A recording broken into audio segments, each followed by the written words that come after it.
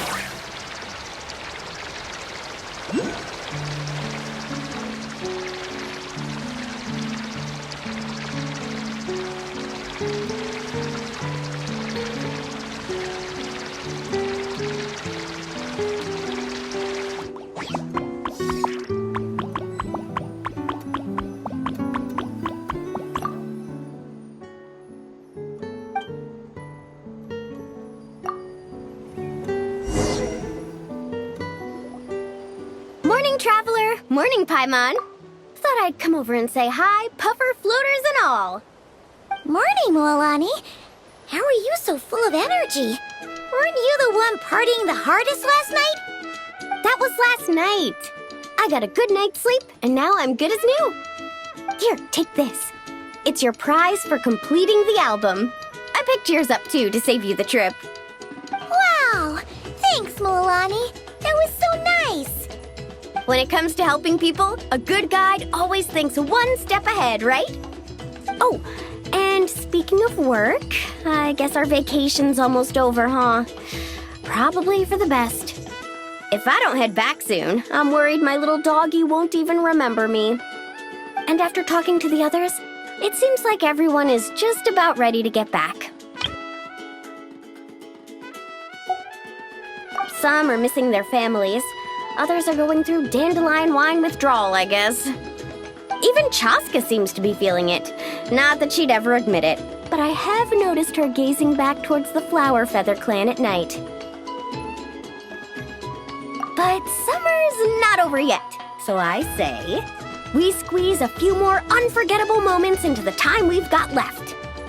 Like another group photo. Hey, how about taking one right here? After all this time, Paimon's grown kind of attached to this place. Great idea! Why don't you spruce up this wall, and I'll go gather the others. See you over at the plaza!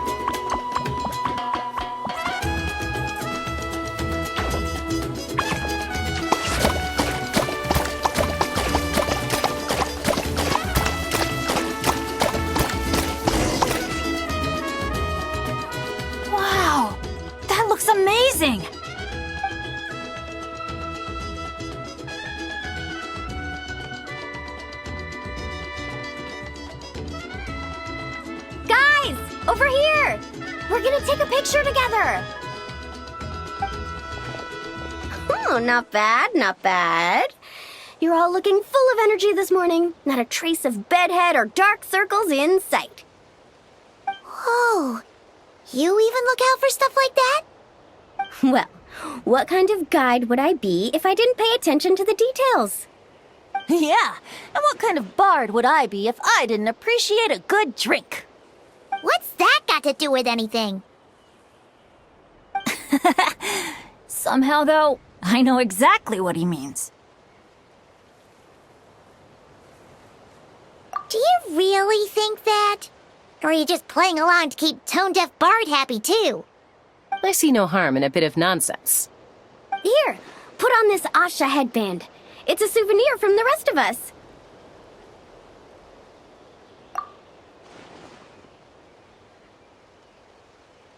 It really suits you. Alrighty then. 3, 2, 1...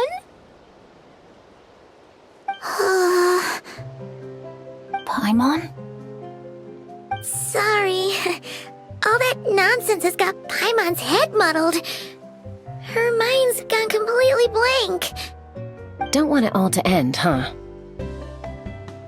Are you worried once you say those words, the vacation will officially be over? How the...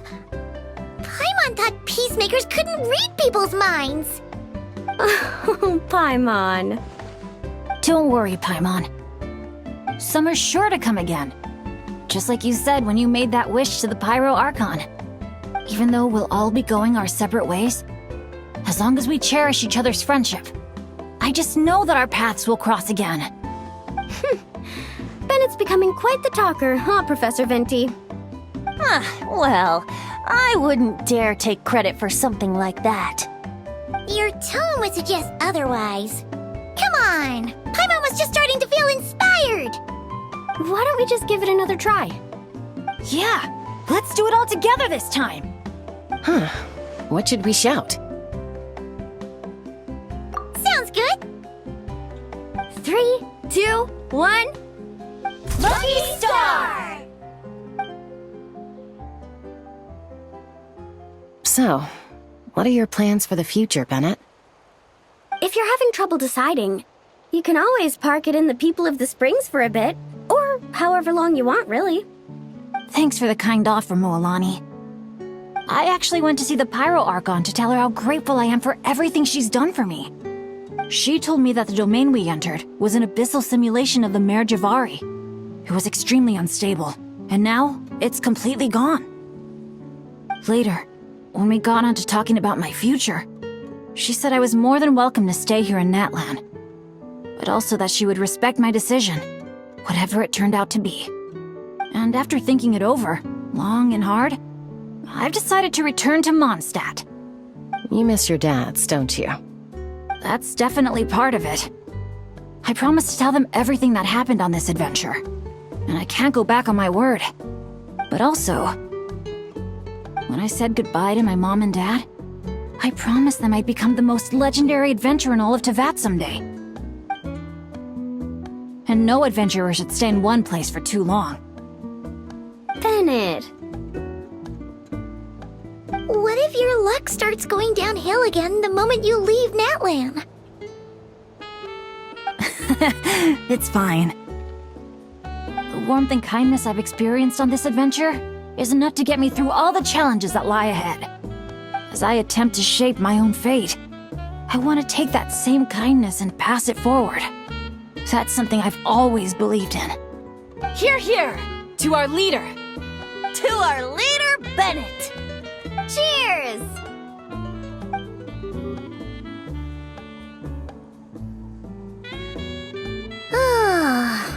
This is gonna be another all-nighter, isn't it? The fun never stops!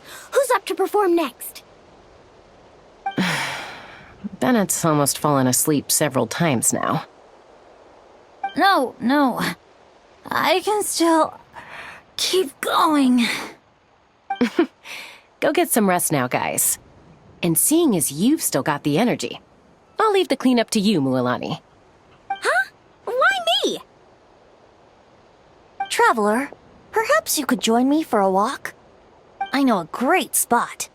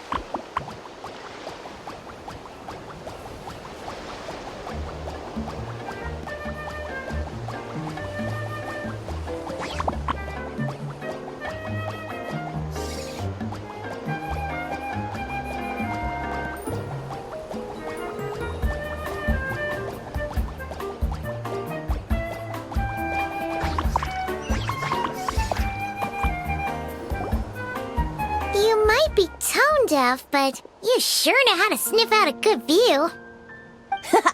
Glad you like it. Some stories aren't meant for the birds, only for the stars high in the sky. More like a story that begins with time itself. Long, long ago, time began to write the story of this world. To her, all living beings were equal, both in their value and in significance. Like an ancient scroll, she engraved upon her memory all people, all events, all encounters, and all farewells. Back then, as an animal spirit, I had a chance encounter with time at the Thousand Winds Temple. Hearing my wishes, she entrusted me with fragments of her power and authority. Sounds like you've heard the story of time and the wind before. Charming, isn't it? Through the memories engraved in rituals, poems, ruins, and ancient texts, the same beings she considered so insignificant have met her, time and time again. So, this is the story you wanted to share?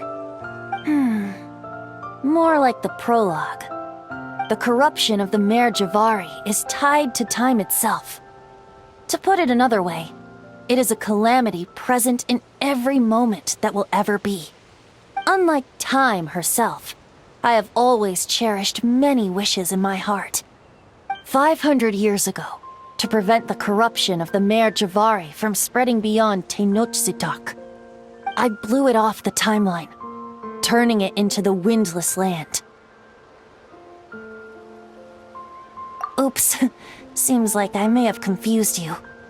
if you're asking about how the Mare Javari disappeared from Tenochtitlan 2 or 3 decades ago, there may be someone else better suited to tell that story.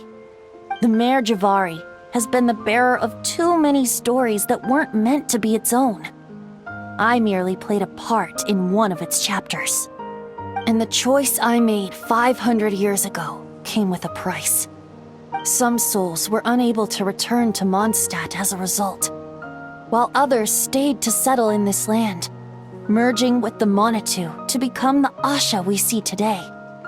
So the reason you're here in Tenochtitlan is because... Correct. I'm here to collaborate with the current Pyro Archon, Mawika.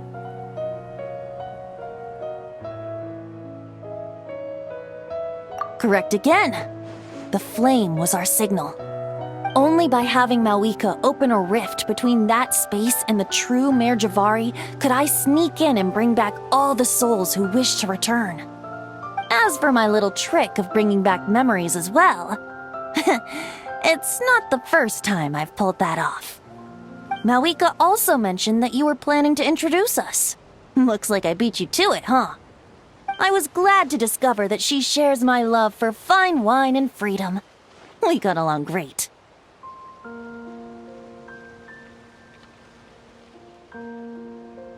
Well, it really took it out of me for a few days.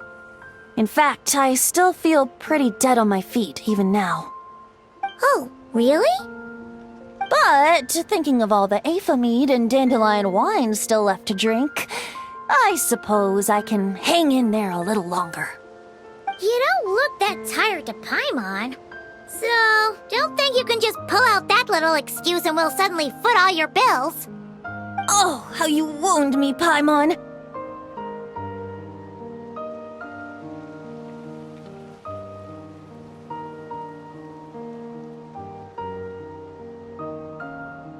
You'll hook me up with some good liquor, won't you, traveler? I suppose... to protect Mondstadt, and that everyone who wishes to stay there has the freedom to choose their own path.